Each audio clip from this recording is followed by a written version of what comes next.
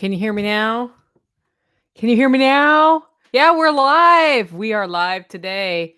I have no idea when it started going live exactly, but that's the fun of YouTube. Anyway, I haven't done a live recording of the podcast in a while, and I thought we'd do it today. And of course, I haven't told anybody on social media. So if you jump in, actually, why don't I do it? Oh, we got one person. So usually I let people know in advance, but it's been a long transition out of the trip to California. I'm going to get my mic a little closer to my mouth. Anyway, I came home to Homestead Madness. It was Homestead Madness. And I thought, well, since Wednesday's kind of a how-to / homestead day, we'd talk about it today.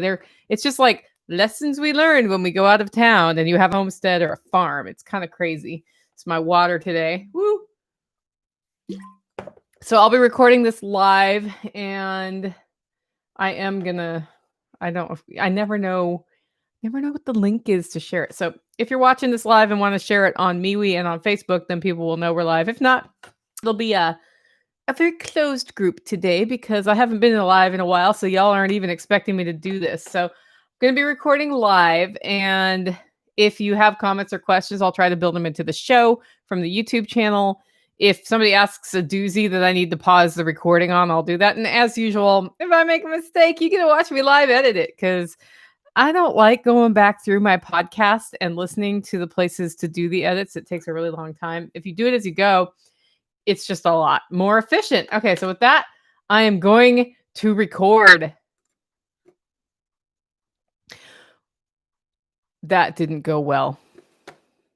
First of all, I updated Flippin' GarageBand, and now the metronome goes every single time. I haven't figured out how to turn it off permanently. Need to Google that stuff. Okay, stop. Delete. Oh, wait. Undo. Here's what I did. I instead of making a new track for recording, I recorded over the music, the intro music. Hey, 30-day reviews. Good to see you. Glad you're here. Did we finish that header last week? I can't remember.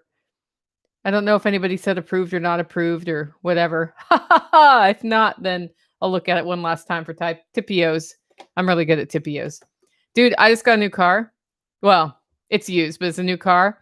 And I'm kind of stoked to be driving a bigger car. I've been in a Nissan Versa for a long time. And thanks for the thumbs up. Hey, dude, if you can, would you just maybe put on social that we're live? Because I totally forgot to do that before I went live. And then I'm an idiot and can't figure out how to use my own YouTube controls. Someday I'll figure it out. I'll stop being a mess. No, I won't. You've known me long enough to know that. Anyway, so new track. I did see it and I did like it. The last time I saw it, it had one word spelled wrong. So, and I know Mama Sauce is really good at finding typos. So loved it. Thank you so much for doing that. Guys, we have a new YouTube header made by Justin from 30-day reviews. If you want to check that out, it's at our channel at YouTube. He's been really patient with me working on this header. It's taken like 2 months because the back and forth goes as follows. Hey, Nicole, can you send me this? Long pause. 2 of the 3 items, one of which is not acceptable format, goes his way. Oh, okay. Instant reply, pretty much. Long pause. One of the 2 missing things comes back, and then some wishy-washiness about what I want. Yeah. So he's been dealing with me not answering very efficiently. So I handed it to Mama Sauce to get done because she's really good at answering. And then we ran this Kickstart Hollow Roast project that we've been doing at kickstarthollowroast.com. And that grew a lot faster than we expected, which is awesome. And then it took a lot of my time and Mama Sauce's time because we were rolling out marketing things and just communicating what's going on and explaining what the stretch goals are and all of that. And we had this, what we thought the timeline was going to be. And then there was what the timeline really was. And it went, boop. And then we're like, actually, we need to add this last stretch goal, which is the building. Yeah, I know. It's awesome, Justin. But we have the building. We are $5,200 short of the $30,000 big, hairy, audacious goal right now. I'm really stoked to see that. And we haven't, I think until Monday, it's October 13th, something like that, that it's done.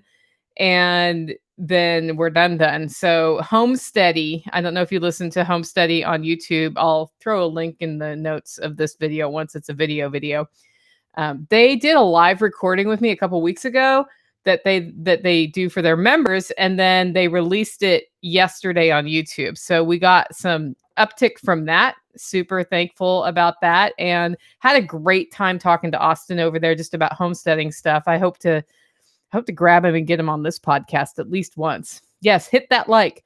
Questions in all caps too, because then I'll know that you're not just talking to me. Because when I'm recording the podcast, I won't be this chatty.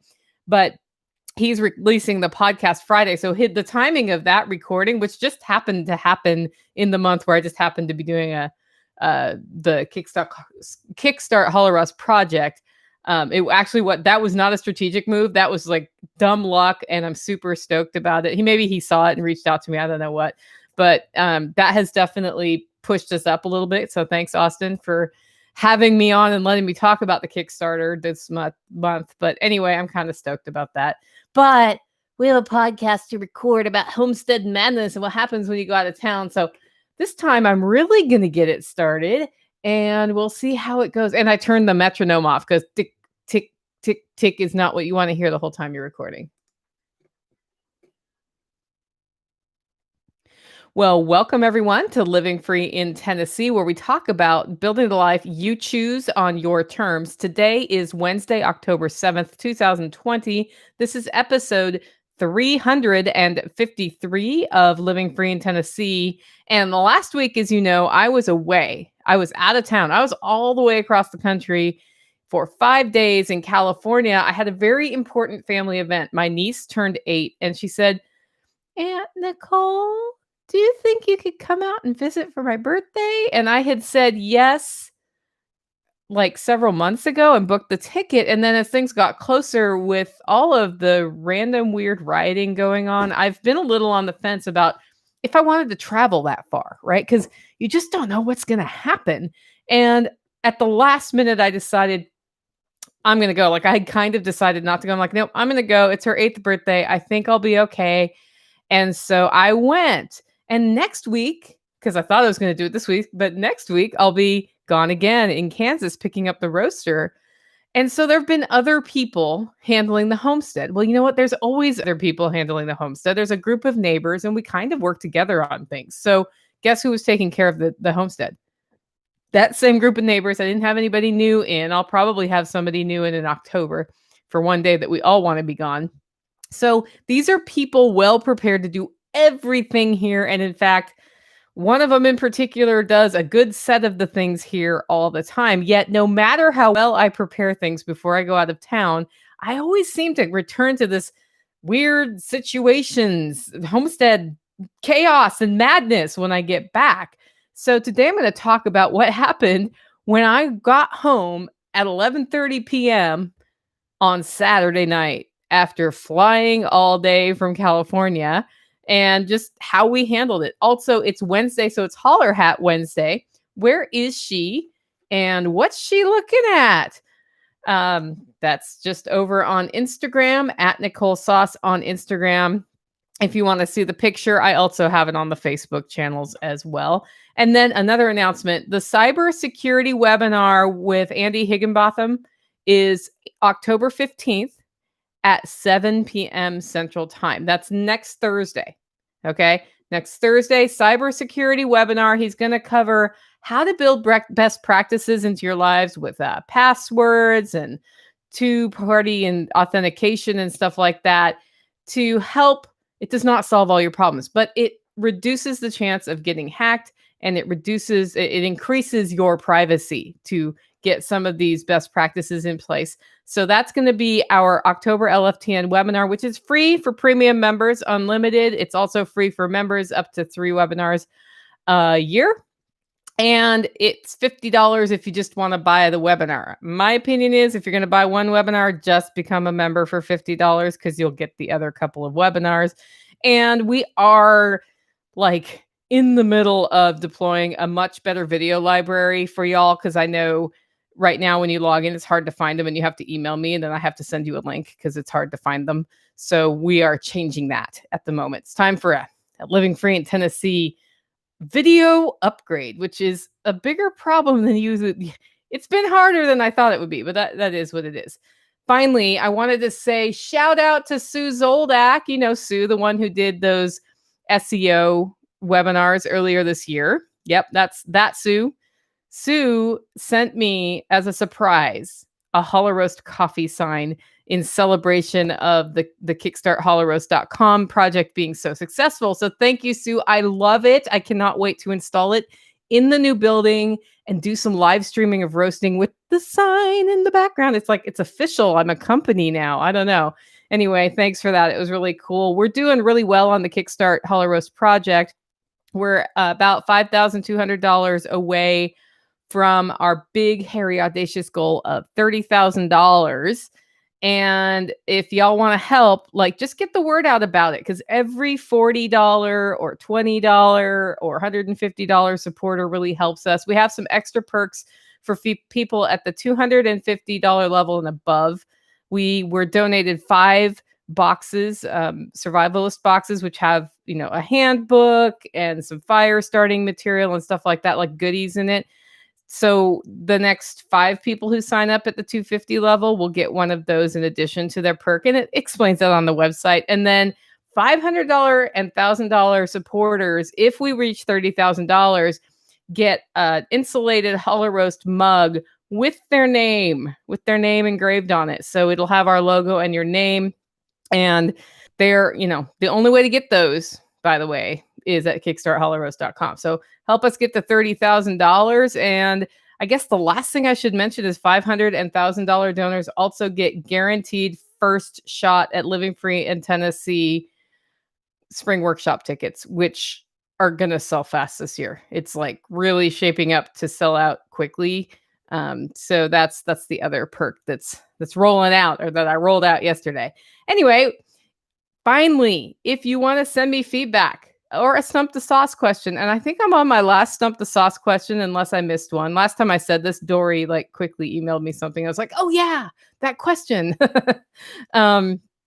You can send it Nicole at livingfreeintennessee.com, or go over to livingfreeintennessee.com, click on contact.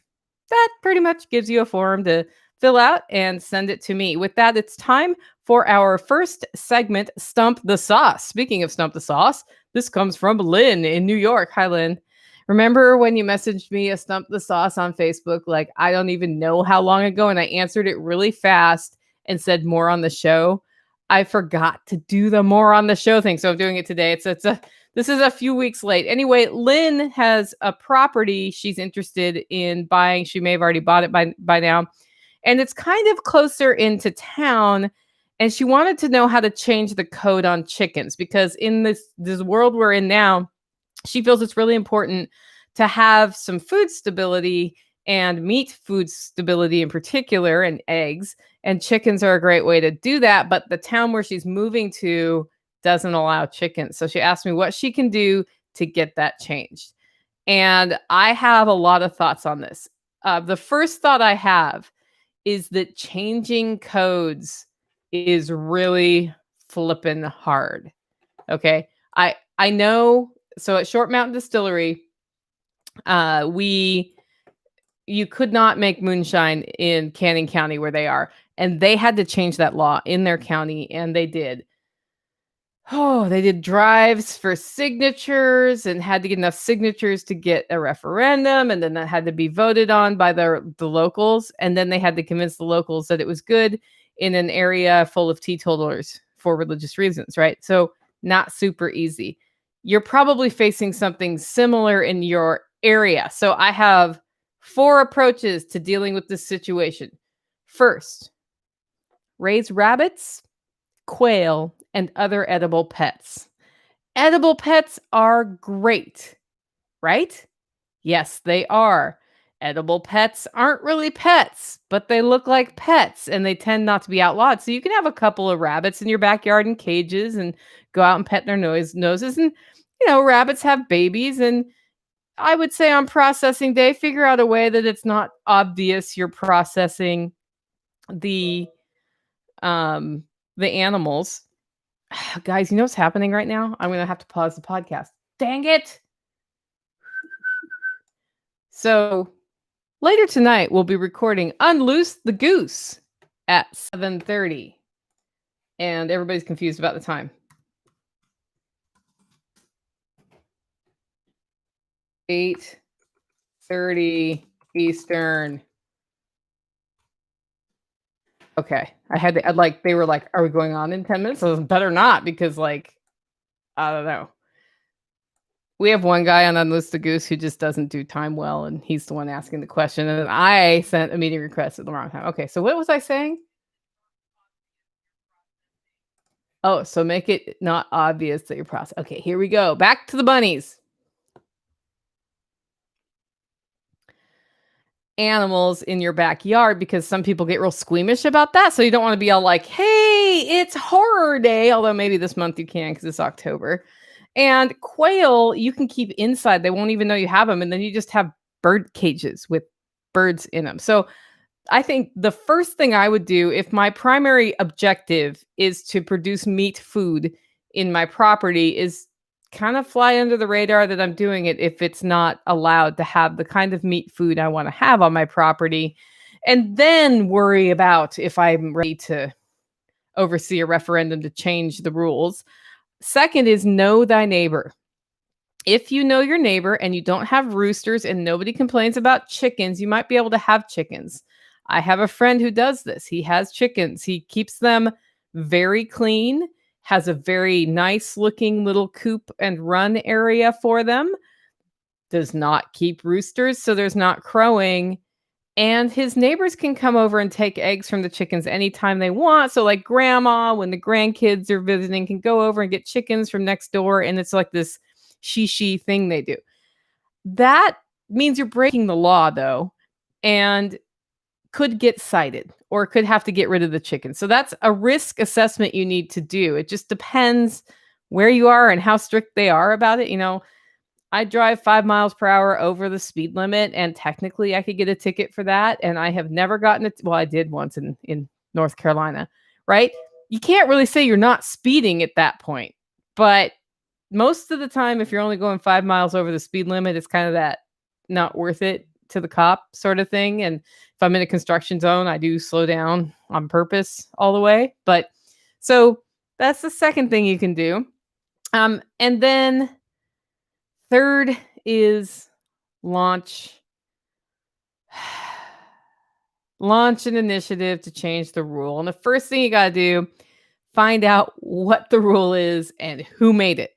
Okay? That's that's the first thing, because was it because somebody got irritated by chickens because they stink or because it looks ghetto? Like, what happened? Was it at your city level? Was it at your county level? Is it in an HOA? Is it a state law that affects certain populations over this amount can't have chicken? You see what I'm saying? I suspect for you it's either an HOA or a city law.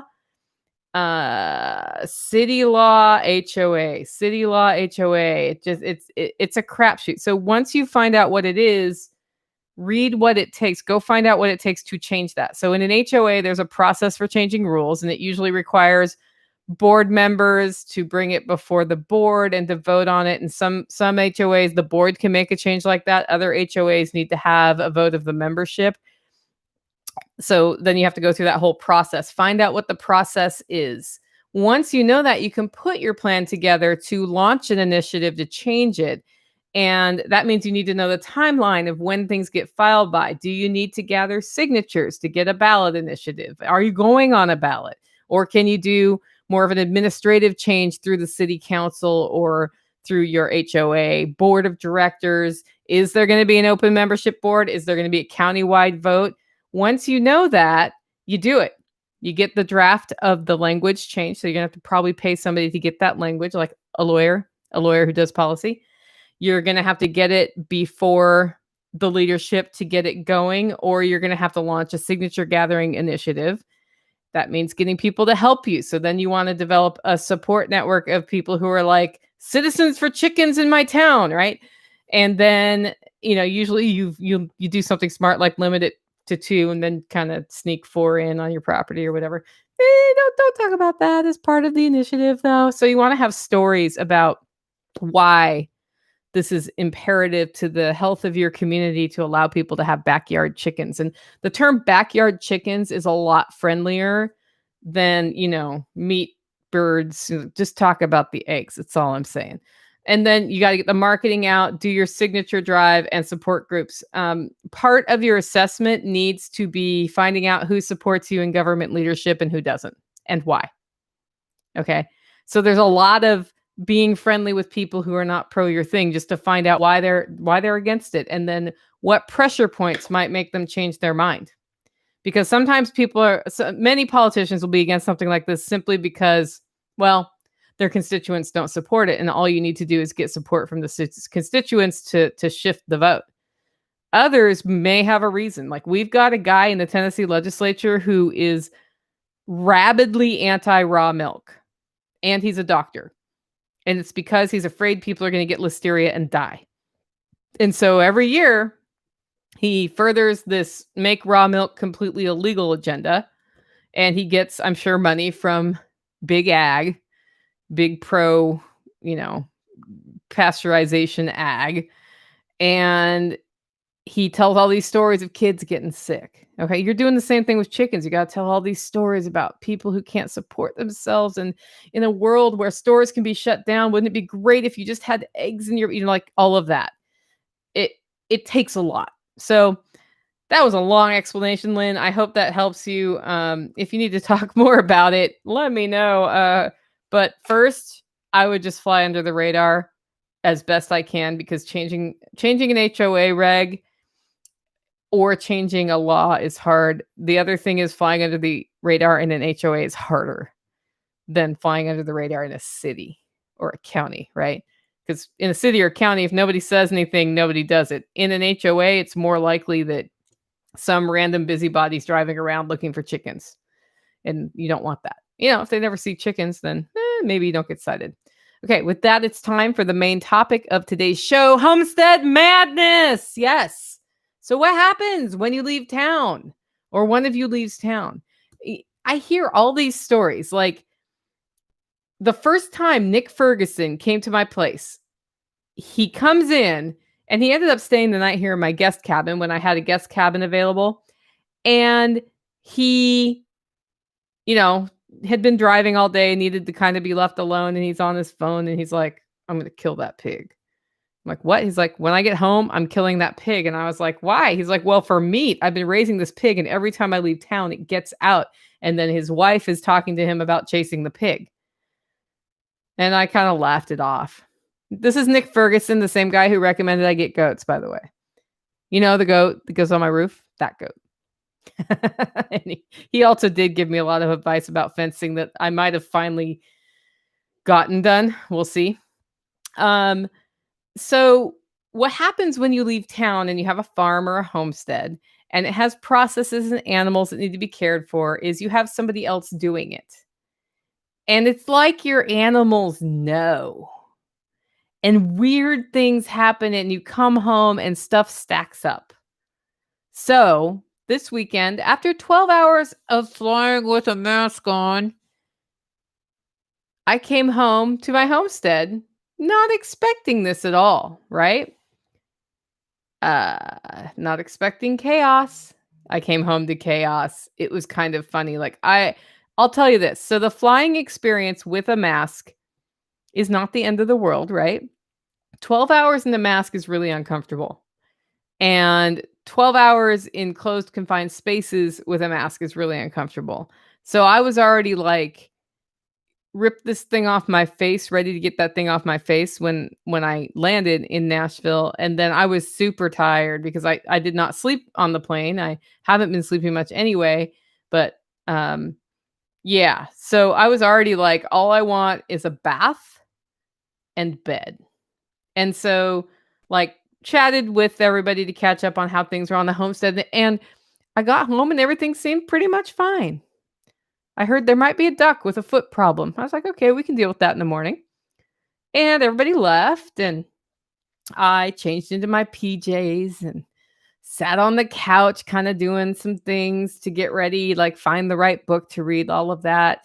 And then I was going to run a bath and go to bed. I know it's weird. I changed into my PJs. That's just because once I get off a plane, I don't want to be wearing the clothes I was wearing on the plane. It's a thing I do. So I'm sitting there in my living room. Power goes out. By the way, power never goes out. Power goes out. Like, done. And I'm like, and no storm. Don't know why. Power goes out. And I'm like, well, shit. My flashlight was in my pocket of my jeans I just took off. Oh, that's okay. I always have this lantern by the door. So I like feel my way over to the door because it's pitch black in the house. No lantern. Then I feel my way back to the couch and I grab my phone because your phone is a flashlight. And I'm sitting there like looking at the phone, deciding if I'm going to try to figure out where my lantern is and why it isn't by the door where it goes. Or if I'm going to go get my flashlight so I can find the stupid lantern. So because I have this like battery powered lantern. It's great. It's like having an actual lamp in your house when the power goes out, and it's rechargeable. It's a Coleman. And about that time, I see a flashlight go by my window, and I'm like, oh, that's neat. Tactical must know that I'm stuck here in the dark, not sure what to do. And he's coming to check on me because the power went out. And my door has a code, and he dials the code in and opens the door. And I'm like, yeah, the power's out. Can I use your flashlight to find my my lantern? I find it. I turn it on. I'm like, okay, thanks for doing that. That was dumb. And it was, it wasn't, it was on the other windowsill from where it goes. I think it was just an outlet issue or something when we were cleaning. He's like, yeah, the chickens. And I was like, oh yeah, the chickens. Here's what happened. So we did a cycle of meat birds and we had that poultry processing workshop. And then as part of that, Tactical and Nighthawk kind of learned how to raise meat birds. And I said, I'm out for the rest of the year on meat birds because it's coffee season. It's coffee season from now through Christmas, which means I'm super busy with coffee. And that means I'm not really available to raise chickens because they're hard. They take time. They're not hard, but they do take time. And so I was like, if you guys want to do another batch, because they were talking about doing another batch, it's all you. Just know that you're doing it by yourself because I can't pitch in this time. And I was like, oh yeah, we had 2-week-old baby chicks and their first day in the outdoor chicken tractor with heat lamps to keep them warm was that night, and the power was out and it was 50 degrees outside. Are they going to die? Some of them might have if I had just left them like that, right? And some of them would have taken the body heat from the others. They probably would have been, some of them would have been okay. But when you're raising meat birds, you don't want to have like a 50% loss because the power went out. And then I was, I said a bad word. And then I was like, well, go get the generator. He's like, what? I'm like, yeah, go get the generator. There are a couple ways we can keep these warm. I have a nice generator that is strong enough to run my pump. I'm sure it can run a heat lamp. We can get it on them and get them warm while we think about if we want to have a longer term solution. Because he mentioned they were already kind of cold because he had just transferred them out there. He's like, they look cold. And that was before the lights went out. So at this point, it's 11:30 and it's dark. So I let Nighthawk know, hey, power's out. And that means the chickens are cold. Big sigh from Nighthawk. He came clomping down the hill to help. And Tactical went and got the generator. And Tactical's like, what do we need to move them inside? Like, what do we need to do? And I was like, well, we can move them inside, but then we got to move them. And we have to move them carefully so we don't break any chicken legs or anything. And he got the generator down there, tried to start it, wouldn't start. Well, it did start and then it went out. Wouldn't stay started. And it's a Honda, so that's not supposed to happen. It's supposed to be really stable. And we did just have it on recently. So it wasn't like I've never started it or I haven't started it in months. It had been on in May. No. June. June was the last time it was on.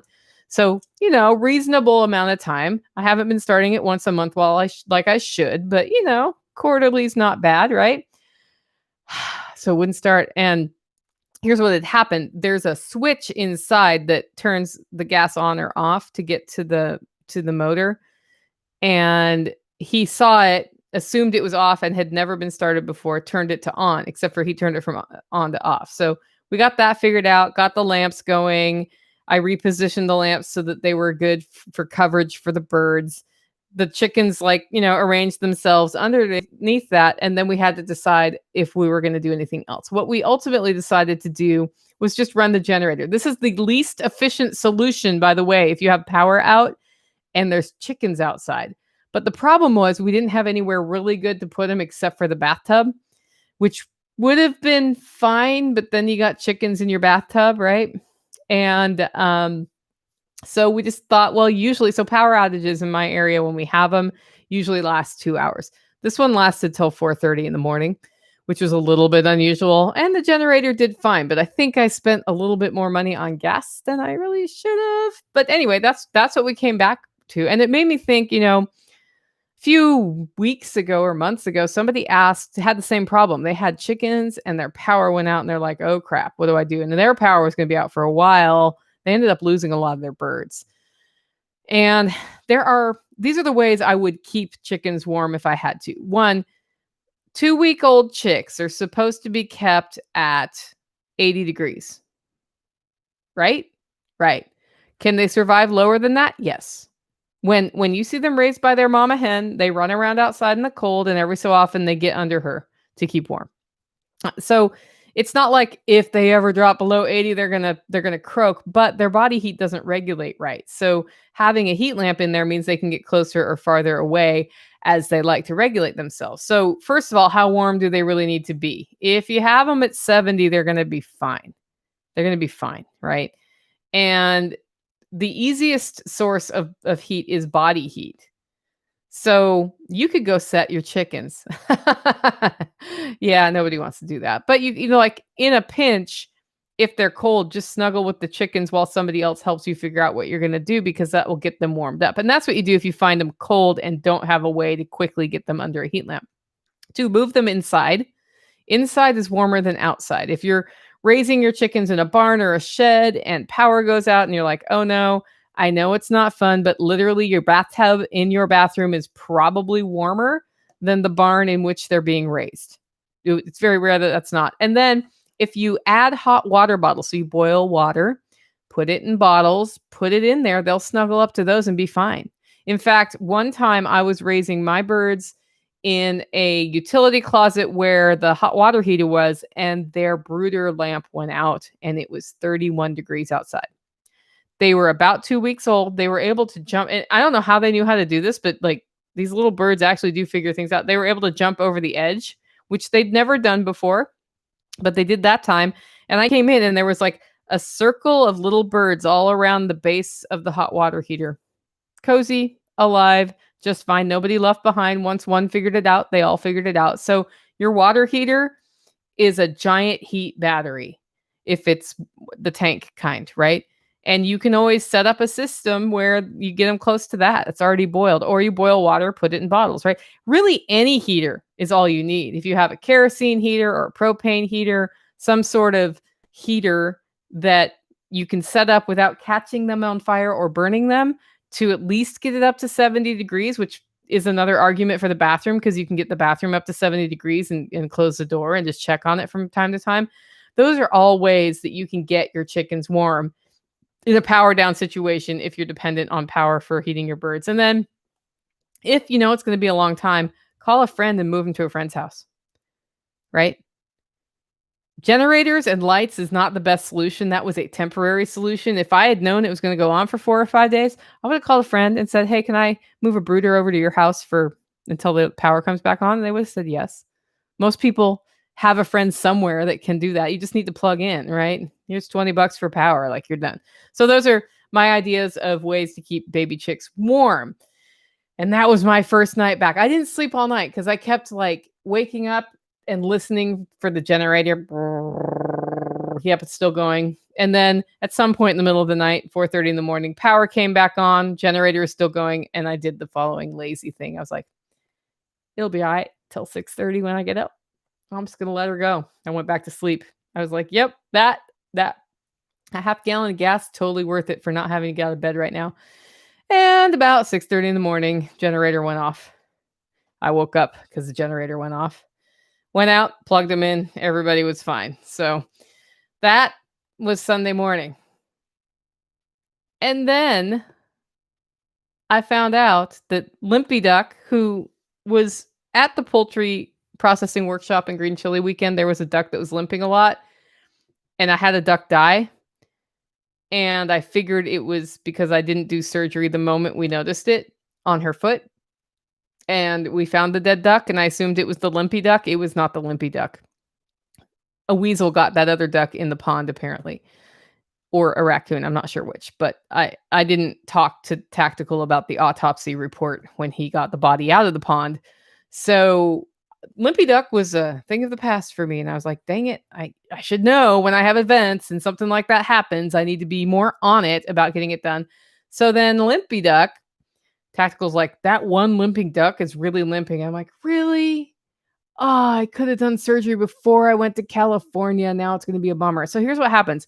A duck gets a thorn or a hole in their foot, and they get a staph infection, or that foreign object is in there, and it will cause their foot to swell up because their body does what yours and my body does when it gets a sliver, right? It builds a little bit of tissue, or, first fluid, and then it builds sort of scar tissue around it because your body wants that out. Well, on a nice little web duck foot, it makes it really hard for the duck to use its foot. And if you want to help your duck in that situation, you need a scalpel and some disinfectant. I don't use rubbing alcohol. I use hydrogen peroxide stuff. I do not use blue coat on this. Just don't do it. Don't do it. And then you need a nice place for the duck to be by itself where its foot can stay reasonably dry, and you need antibiotic cream, and you need to be able to put a bandage on. And then you're going to do duck surgery. And the consequence if you don't do duck surgery is duck dies. And I had already noticed I was getting one egg with a shell that was a little squishy, which usually means somebody's not feeling well. And I'm guessing it was foot duck. It was the limpy duck. So I was like, great, go get the duck. I figured out, like, when I'm going to do something with an animal that's a poultry animal, I put a towel out on top of my washing machine. I get everything out on there that I'm going to need for it. I pre-cut the tape for wrapping the bandage. The whole process goes really well if I do that. I had it all set up. Half an hour goes by. Next time I see Tactical, he's like, I can't catch her. So we waited till the next morning. So Sunday we didn't get it done. And I just took my towel and rolled it up with all that stuff, put it aside, and thought, I can just unroll it whenever it's time to do surgery. Next morning, coming out of the coop, limpy duck met her match, and she came up. And the best way to do duck surgery is 2 people. So again, if one person's gone from the homestead, you've got a problem. Tactical and Nighthawk were in the neighborhood, and they could have done this, and he did notice it, but he didn't feel very confident doing surgery. Last time we did this surgery, he held the duck, I did the surgery. This time, he held the duck and I did the surgery, and I showed him what I was doing. He's like, I didn't know what I would be doing if I cut open the foot to make sure it was all done right. And so what we did, on the foot, it was like a big swollen area, and then there was this like little thing in the middle, looked like a duck foot pimple. And that's where the foreign object came in. And as it turns out, in hindsight, it was a thorn in her foot that just stayed there. And if we would have gotten to it sooner, I could have gotten that thorn out and probably not had to cut into her skin. So what I did is I made an incision kind of starting at that peak of that duck foot zit, basically, that you had. And you would expect that all, like when you have an abscess in a dog, right? All this gross stuff shoots out when you puncture it. That's not what happens with duck feet. What happens is they develop this white hard tissue surrounding the foreign object, and you end up with this white ball that needs to be removed, which I can understand. It would look like it's part of the animal and you don't want to remove it. You want to remove it. So I slid it and was trying to kind of squeeze that out as best I could, because it's just like a round thing. It's kind of a spongy consistency, but yeah, it's clearly not attached to the duck once you get in there. And what I was trying to do was make the incision as small as possible, get that out so it's faster for the duck to heal. And this time I did about half the size of an incision as last time. So, and then I used tweezers to pull that encompassed thorn out. And then I kind of spread the 2 skin pieces apart, looked in there to see if there was any more infection or signs of infection, cleaned it with distilled water, and then put hydrogen peroxide on it. I have it in a spray bottle for animals so that it is easier to apply. Then I took and I dried around, and then I took the antibiotic cream, put it there, and then I took gauze, like the no stick bandage gauze stuff to put over the wound, wrapped it in bandage gauze, and then used a little bit of tape and then horse wrap to hold it all in place. And we put her aside. That was Monday. You may have noticed my podcast did not live stream Monday. You want to know why? I'll tell you why. Because by the time I got to recording, it was like 4 PM and I just needed to get it out. And it takes a little extra time to do the YouTube live stream. So I'm like, you know what? We'll just get the podcast out rather than that. Yeah. So that was what it was like. That was Homestead madness this time when I got back. Luckily, we didn't have any big issues. Those are both relatively small things, but kind of set the week off on a weird foot. And now I have these to-do lists that are really, like my 3 things is like my 25 things. And I am choosing 3 each day that I'm really going to get done. Like today, you guys are on the list. You get the podcast and the live stream. And yeah, that was what it was. It always seems like things just go crazy when one person's gone. And I think it's true. It's just like the universe knows you're gone, or it might be that you unknowingly do little teeny things every day that you see that avoid bigger problems on a homestead. And maybe, Tactical and I work together on this homestead. He has a whole list of chores he does just about every day. I have the things I do. We go our separate ways, right? And I think both of us are probably fixing little things in our own way that we see so that things don't happen. And when one person isn't doing that, the other person doesn't know what that person does. Like, I don't even know what I do here, right? And so things kind of explode. Either way, even with the best homestead sitters and farm sitters in the world, it's best to schedule a catch-up day, guys, if you're going to be off your homestead or farm or your urban stead for a day or two when you've been on the road, both so that you can recover and the health of your plants and animals probably need some attention. If you're one of those people who travels for work and you have an urban homestead too, you need all day Saturday after a 1 week or 2 week business trip to kind of look at everything and do maintenance, right? Well, that can really sneak up on you if you're not expecting it. Anyway, I hope you enjoyed the topic of today's show. If you did and want to support the work I do, you can do it in a couple of ways.